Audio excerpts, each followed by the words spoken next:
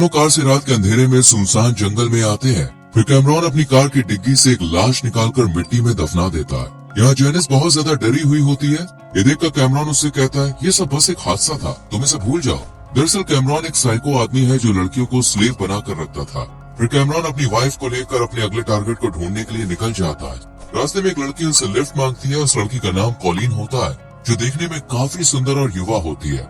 Cameron उसे lift दे देता है और फिर ये लोग आगे बढ़ते हैं। वो लोग कॉलिन से पूछते हैं कि वो यहाँ क्यों आई है। यहाँ कॉलिन उन्हें बताती है कि वो अपने दोस्तों से मिलने के लिए ओरेगन से कैलिफोर्निया जा रही है, जिसे मिलकर वो सरप्राइज देगी। यानी कॉलिन के दोस्त को पता नहीं था कि वो उससे मिलने आ रही है। यहाँ कैमरॉन अपना अगला टारगेट कॉलिन को बनाने का फैसला करता है और रास्ते में ये लोग एक पेट्रोल पंप पर रुकते हैं, जहाँ कॉलिन फ्रेश होती है। जब वो वापस कार में बैठती है तो उसे कार के अंदर एक बड़ा बॉक्स दिखाई देता है। ये देखकर कॉलिन को थोड़ा अजीब लगता है, लेकिन वो ज्यादा ध्यान नहीं देती। इसके बाद वो लोग आगे बढ़ते हैं। कैमरॉन कॉलिन से कहता है कि आगे एक गुफा है जो देखने में काफी सुंदर है, तुम्हें भी हमारे साथ देखने के लिए चलना चाहिए। कॉलिन को उनकी बातों पर विश्वास हो जाता है, इसलिए वो मान जाती है और फिर वो लोग कॉलिन को एक सुनसान जगह पर ले जाते हैं। जब वो कार से बाहर आती है तभी कैमरॉन अचानक से कॉलिन को चाकू की नोक पर पकड़ लेता है और उसकी आंखों पर पट्टी बांध देता है। कैमरॉन कॉलिन को दिन दहाड़े किडनैप कर लेता है और फिर उसके सिर को एक लकड़ी के बॉक्स में डालकर उसे गाड़ी में बैठा देता है। यहाँ कॉलिन को कुछ भी समझ में नहीं आता कि उसके साथ क्या हो रहा है। वो लोग कॉलिन को अपने घर ले जाते हैं।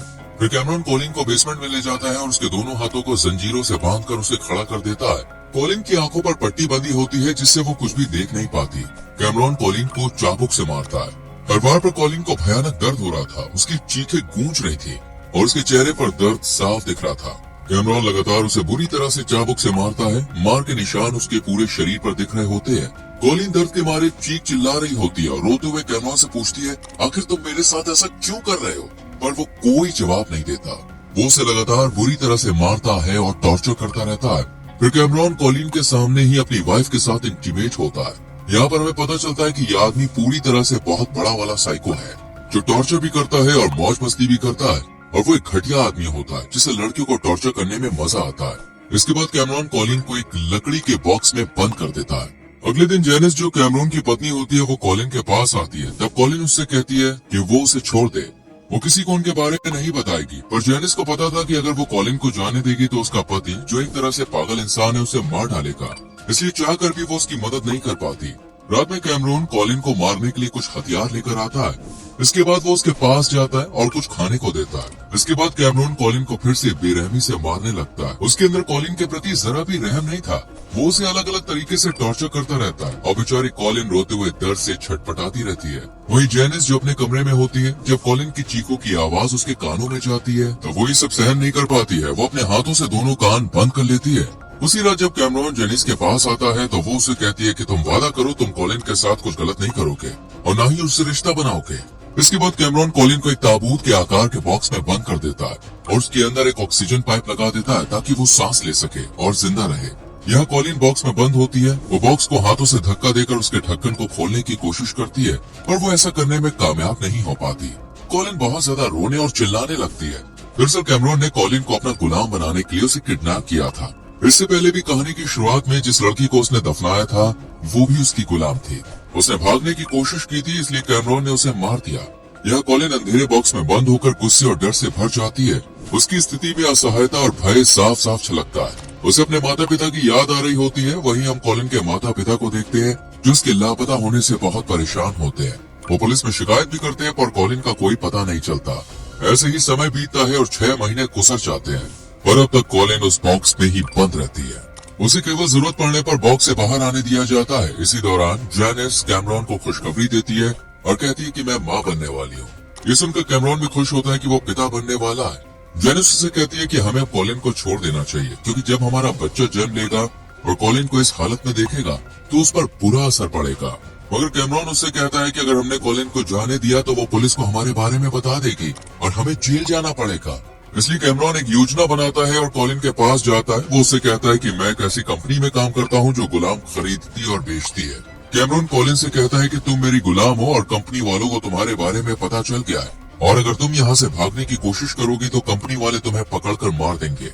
कैमरॉन आगे कहता है अगर हम किसी इंसान को गुलाम बनाते हैं और वो भाग जाती है तो हम उसके परिवार के लोगों को भी मार देते हैं। कैमरॉन कॉलिन को झूठी कहानियों और बातों से डरा देता है कि वो कुछ समझ नहीं पाती और इन बातों पर विश्वास करने लगती है।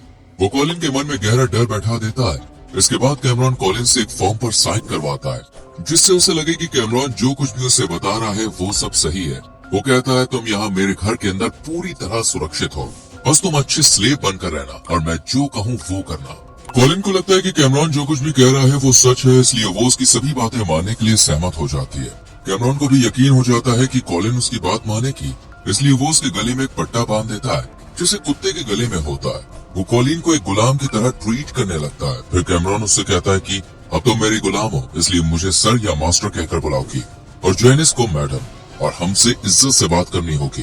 कैमरॉन आगे कहता है, जब भी मैं टेंशन बोलूं तो तुम्हें अपने हाथ ऊपर करके खड़े हो जाना है। इसके बाद से कॉलिन को इस घर में खूब काम कराया जाता है। दिन रात उसे खटाया जाता है और हर रात उसी लकड़ी के बॉक्स के अंदर सोना पड़ता है। कॉलिन को यहाँ पर रहते हुए 1 साल से ज्यादा का समय हो जाता है। इस दौरान जैनिस यहाँ पर एक लड़की को जन्म देती है।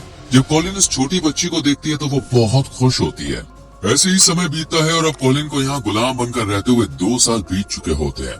यहाँ जब कॉलिन कैमरॉन और जैनिस के लिए खाना परोस रही होती है तब गलती से उससे चम्मच गिर जाता है। ये देखकर कैमरॉन गुस्से में आ जाता है और उसे अटेंशन कहता है। तब कॉलिन अपने दोनों हाथ ऊपर करके खड़ी हो जाती है। फिर कैमरॉन उसे चाबुक से मारता है, जिससे वो दर्द के मारे चिल्लाने लगती है। ये सब जैनिस से नहीं देखा जाता। वो अपने कमरे में चली जाती है। वो ये सब रोकना चाहती है पर कैमरॉन से बहुत ज्यादा डरती है। अगले दिन जब कॉलिन बाहर कपड़े फैला रही होती है तब कैमरॉन उससे कहता है, मेरे दोस्त की स्लेव उसे छोड़कर भाग गई थी। उसे लगा था कि वो बच गई है, पर जब वो पुलिस वाले से मदद मांगने के लिए गई तब उसे पता चला कि वो पुलिस वाला भी उस कंपनी के साथ मिला हुआ था जो स्लेव को खरीदते और बेचते हैं। इसके बाद उस लड़की को पकड़ लिया गया, उसके हाथ पैर और जीभ काट दी गई और उसके साथ और भी भयानक जुर्म किए गए। वो सालों तक दर्द में तड़पती रही और आखिरकार वो मर गई। कैमरॉन ये झूठी कहानी कॉलिन को सुनाकर उसे विश्वास दिलाना चाहता था कि वो एक अच्छा मालिक है, लेकिन अगर उसने भागने की कोशिश की तो उसका भी यही हाल होगा। साथ ही वो कॉलिन को डराना चाहता था ताकि वो किसी को उसके बारे में बताकर मदद मांगने की कोशिश ना करे। इसके बाद कैमरॉन कॉलिन के गले से पट्टा खोल देता है और उसे अपने साथ कार में बैठाकर एक जंगल ले जाता है, जहाँ उसे लकड़ियाँ काटनी है। यहाँ कैमरॉन के कुछ दोस्त भी होते हैं, इसलिए वो कॉलिन से कहता है, या तो मुझे सर या मास्टर मत कहना। इसके बाद कैमरॉन लकड़ियाँ काटने में लग जाता है और कॉलिन लकड़ियों को उठाकर रख रही होती है। यहाँ कैमरॉन उससे अच्छी तरह से बात कर रहा होता है। ये देखकर कॉलिन उससे पूछती है, क्या मैं कभी अपने घर जा सकती हूँ? इस पर वो कहता है, कंपनी गुलामों पर भरोसा नहीं करती और उन्हें जाने की इजाजत नहीं देते हैं, लेकिन फिर भी मैं कोशिश करूंगा। यहाँ कैमरॉन पेड़ काटते हुए अपने पैर पे चोट पहुंचा लेता है और दर्द के मारे चिल्लाने लगता है। यहाँ कॉलिन के पास मौका होता है कि वो भाग जाए, पर कैमरॉन ने उसे इतना डरा दिया होता है कि वो भागती नहीं है। वो कैमरॉन को घर लाती है और उसकी चोट पर मरहम पट्टी करने लगती है, लेकिन जैनिस से देखकर गुस्से में आ जाती है। वो कॉलिन से कहती है वो यहाँ से चली जाए। वो नहीं चाहती कि कैमरॉन उसके सिवा किसी और के साथ रहे। रात में जैनिस अपने पति कैमरॉन से कहती है कि वो कॉलिन से दूर रहे क्योंकि वो नहीं चाहती कि उसकी जगह कॉलिन ले।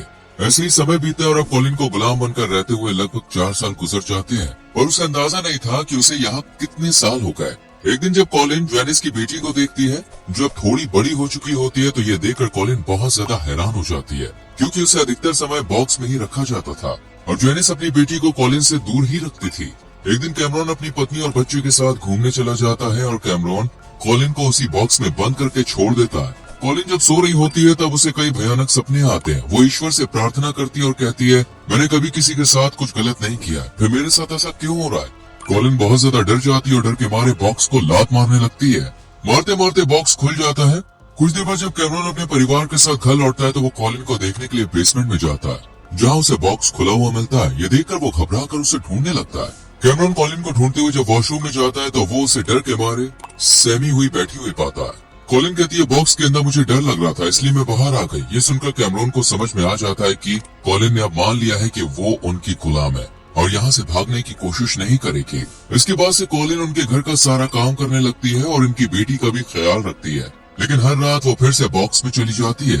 कॉलिन ने अब तक मान लिया था कि गुलाम बनकर रहना ही उसकी जिंदगी है। ऐसे ही कॉलिन को यहाँ पर रहते हुए 7 साल बीत जाते हैं। एक दिन कैमरॉन कॉलिन को बताता है कि उसकी कंपनी ने कॉलिन को कुछ दिनों के लिए घर जाने की परमिशन दे दी है, पर जाने से पहले उसे टेस्ट देना होगा ताकि कैमरॉन को भरोसा हो सके कि वो वहाँ से भागेगी नहीं। इसके बाद कैमरॉन कॉलिन को एक बंदूक देता है और कहता है कि उसे बंदूक को अपने मुंह में डालकर ट्रिगर दबाना होगा। कॉलिन डरते हुए ट्रिगर दबाती है पर उसमें गोली नहीं होती और वो बच जाती है। कैमरॉन यह समझ जाता है कि कॉलिन अब किसी को उसके बारे में नहीं बताएगी, इसलिए वो खुद कॉलिन को लेकर उसके घर छोड़ने जाता है और उसके परिवार से कहता है कि वो कॉलिन का बॉयफ्रेंड है। फिर कैमरॉन कहता है उसे मीटिंग में जाना है, इसलिए वो जा रहा है। कॉलिन से उसके परिवार के लोग इतने सालों के बाद मिलकर बहुत खुश होते हैं। कॉलिन अंदर से पूरी तरह से टूट चुकी होती है और अपने परिवार के सामने वो हंसते हुए बात करने का नाटक करती है। कैमरॉन की सच्चाई के बारे में कुछ भी नहीं बताती। कॉलिन की बहन उससे कहती है तुझे हमसे मिले हुए 7 साल हो गए। ये सुनकर कॉलिन बहुत हैरान हो जाती है। उसकी बहन बताती है कि उनके सभी रिश्तेदार और दोस्तों की शादियां हो चुकी है और कुछ के बच्चे भी हो गए। ये सुनकर कॉलिन बहुत उदास हो जाती है। वो सोचने लगती है कि उसने अपनी जिंदगी में कितना कुछ खो दिया। कॉलिन की बहन उससे अकेले में पूछती है तुम अब कब आओगी? इस पर कॉलिन कहती है मुझे खुद नहीं पता। कॉलिन की बहन को महसूस होता है कि वो किसी बड़ी मुसीबत में है, इसलिए वो कहती है अगर तुम्हें कुछ बताना है तो तुम मुझसे कह सकती हो। कॉलिन अपनी बहन को सब कुछ बताने ही वाली होती है, तभी कैमरॉन उसे लेने के लिए आ जाता है और कॉलिन को वापस अपने साथ ले जाता है। रात में कैमरॉन और कॉलिन साथ में घर पर होते हैं, जहां वो उसे बताता है कि वो कॉलिन से शादी करना चाहता है और अपना परिवार बढ़ाना चाहता है, पर कॉलिन इसके लिए रेडी नहीं होती। ये बातें जेनिस सुन लेती है और कैमरॉन से झगड़ा करने लगती है। जेनिस पहले से ही अपने पति से बहुत ज्यादा परेशान हो गई होती है, इसलिए अगले दिन ही जेनिस सामान पैक करने के बाद अपनी बेटी को लेकर घर छोड़कर चली जाती है। उसके जाने से कैमरॉन काफी दुखी होता है और टूट जाता है। वो अपना गुस्सा कॉलिन पर निकालने लगता है। वो उसे मारते हुए बेसमेंट में ले जाकर उसे टॉर्चर करता है और बेसमेंट में बंद कर देता है, जिस वजह से कॉलिन बहुत ज्यादा रोने लगती है। इसके बाद कैमरॉन गाड़ी लेकर बाहर चला जाता है। उधर जेनिस चर्च में प्रेयर कर रही होती है। उसे अपनी गलतियों का एहसास हो चुका होता है और उसने मान लिया होता है कि उसे अपने पति का साथ नहीं देना चाहिए था। वो गॉड से माफी मांगती है। इसके बाद जेनिस कैमरॉन के घर आती है और कॉलिन को बेसमेंट से बाहर निकालती है। वो उसे बताती है कैमरॉन ने तुम्हें जो भी गुलामों के बारे में बताया वो सब झूठ था। जेनिस कॉलिन से कहती है तुमसे पहले हमने एक लड़की को पकड़कर गुलाम बनाया था, पर उस लड़की ने भागने की कोशिश की, इसलिए कैमरॉन ने उसे मार दिया। जेनिस अब नहीं चाहती थी कि कॉलिन के साथ भी ऐसा ही हो, इसलिए वो कॉलिन को वहाँ से जाने को कहती है। वो उसे बस स्टॉप तक छोड़ देती है, पर कॉलिन जाने से डर रही होती है। जेनिस उसे हिम्मत देती है। इसके बाद कॉलिन बस में बैठकर अपने घर के लिए निकलती है। कॉलिन घर आकर अपने पेरेंट्स से मिलती है और खुशी के मारे रोने लगती है, क्योंकि 7 साल के बाद वो गुलामी से आजाद हुई थी और खुली हवा में बिना किसी दबाव के सांस ले पा रही थी। फिर कॉलिन पुलिस को कैमरॉन की सच्चाई बता देती है। इसके बाद पुलिस कैमरॉन को अरेस्ट कर लेती है और उसे उम्र कैद की सजा सुनाई जाती है और इसी के साथ मूवी खत्म हो जाती है।